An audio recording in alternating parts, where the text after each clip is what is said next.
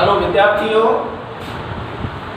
आपकी तृतीया विभक्ति और करण कारक जो चल रहा था उस प्रकरण का पहला सूत्र आपने पढ़ा है साधकतमं करणम, यानी साधकतमं का अर्थ हो गया अत्यधिक सहायक वस्तु की करण संज्ञा होगी। और दूसरा सूत्र पढ़ा आपने कर्णीय तृतीया, इट मीन्स जो कर्ण होता है उसमें तृतीया का प्रयोग किया जाता है। और नंबर तीसरा सूत्र आप पढ़ेंगे सहयुक्ते अप्रधाने। क्या पढ़ेंगे? सहयुक्ते अप्रधाने। इसका मतलब क्या होता है?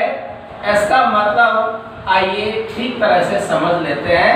सहयुक्ते अप्रधाने, सह का तात्पर्य होता है साथ। तो ऐसे समानार्थक शब्द सह यानी साथ, साकम माने भी होता है साथ। सह साकम, समम का अर्थ होता है समान, और एक शब्द होता है सार्थम या सार्धम बोल सकते हैं इसको। तो इसका अर्थ ही सार्धम का अर्थ भी हो जाएगा साथ। एतेषां शब्दानां युगे, इन शब्दों के युग में अप्रधाने यानी जो अप्रधान कर्ता होता है उसमें तृतीया का प्रयोग किया जाएगा। कर्ता दो प्रकार के होते हैं, एक प्रधान होता है, एक अप्रधान होता है। जैसे पुत्र पिता के साथ, पुत्र पिता के साथ बाजार जाता है। ये वाक्य हम जब बनाएंगे तो जाने वाला तो पुत्र भी है और पिता भी है। अब ऐसी स्थिति में हम ये देखेंगे कि यहाँ कौन सा कर्ता प्रधान है और कौन सा कर्ता अप्रधान है। तो आप देखिए कि जाता कौन है? जाता है पुत्र। अगर हम यहाँ पुत्री लिख देंगे तो क्रिया हो जाएगी जाती है। इसका तात्पर्य यह है क्रिया जिसके अनुसार आती है वो प्रधान कर्ता माना जाता है। तो यहाँ पुत्र है यानी पुत्र, और गच्छति यानी जाता है। ये प्रधान कर्ता हो गया जिसके अनुसार क्रिया आ रही है। अब जाना कहाँ है? वो बाजार। तो गत्यर्थ कर्मणि, गति अर्थ वाली धातु जो होती है उनके योग में यस्मिन् गति क्रियते तस्मिन् द्वितीया प्रयोगे क्रियते, जिसमें गति की जाती है उसमें द्वितीया का प्रयोग किया जाता है। अब आपणम, इसका मतलब है बाजार, गच्छति जाता है। अब जाता है पिता के साथ, तो सह का अर्थ होता है साथ। आप यहाँ पढ़ रहे हैं सहयुक्ते अप्रधाने, वाक्य में सह साकम समम सार्धम इनमें से कोई भी शब्द आता है तो जो अप्रधान कर्ता होता है उसमें हम तृतीया का प्रयोग करेंगे। अब प्रधान पुत्र हो गया, अप्रधान पिता हो गया, तो इसलिए सह शब्द आ गया, यहाँ पित्रा हम तृतीय विभक्ति लगा देंगे। आपसे पूछा जाएगा रेखांकित पद से विभक्ति तत्कारणम च लिखा, तो विभक्ति कौन सी है? तृतीया। कारण क्या है? सह इति शब्द से योगे। क्या? सह इति शब्द से योगे, सह इस शब्द के योग में क्या हुआ?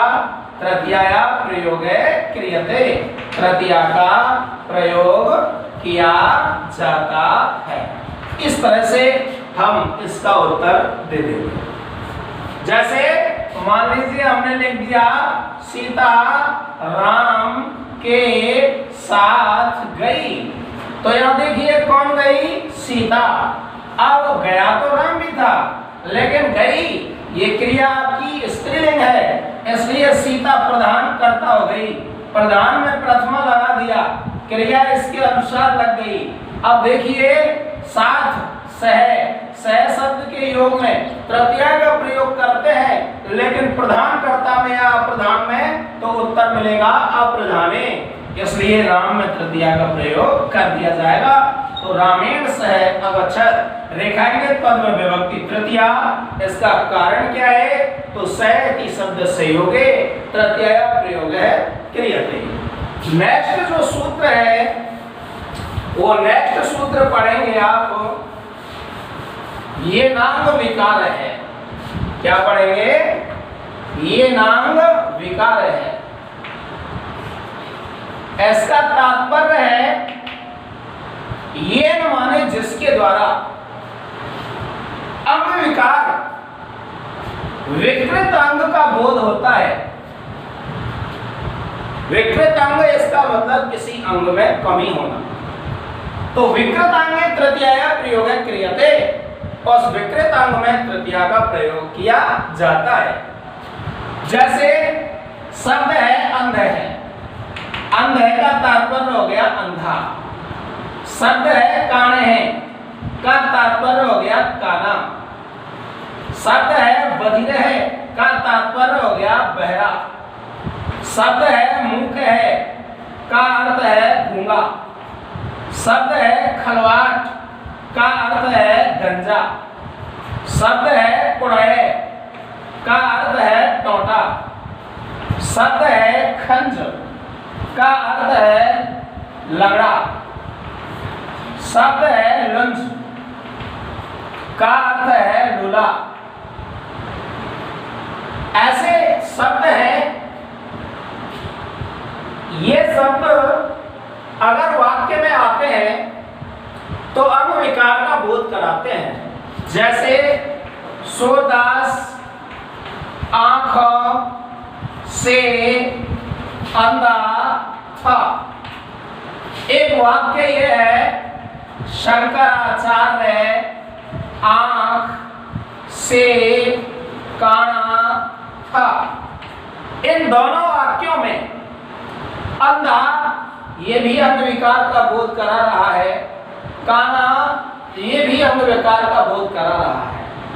अंग विकार शब्दों के योग में जो जिन शब्दों के द्वारा अंग विकार का बोध होता है वहां हम तृतीया का प्रयोग करते हैं, लेकिन करेंगे काई में वो हम पहले बता चुके। विकृतांगी जो अंग विकृत है उसी में, तो यहाँ आंख अंग विकृत है और यह भी विकृत अंग है, लेकिन दोनों में तृतीया का प्रयोग तो करेंगे, लेकिन यह भी अंतर है कि अंधा दोनों आंखों से होता है, इसलिए तृतीया द्विवचन लगाई जाएगी, और काना एक आंख से होता है, इसलिए तृतीया विभक्ति तो लगाएंगे लेकिन एक वचन लगाएंगे।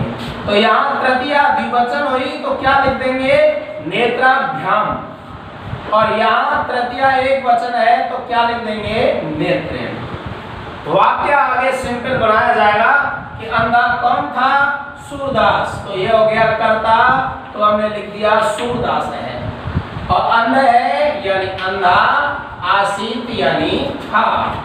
ऐसे यहाँ शंकराचार्य नेत्रेण काणे आसीत।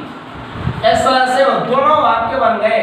यहाँ पूछा जाएगा रेखांकित पद से विभक्ति कारण से लिखा विभक्ति तृतीया कारण अंध है इति शब्द से योगे तृतीया प्रयोगे क्रियते। और यहाँ पूछा जाएगा तो तृतीया कारण काण है इति शब्द से योगे तृतीया प्रयोगे क्रियते। तो आज का वीडियो विद्यार्थियों यहीं समाप्त होता है। अगले के लिए धन्यवाद।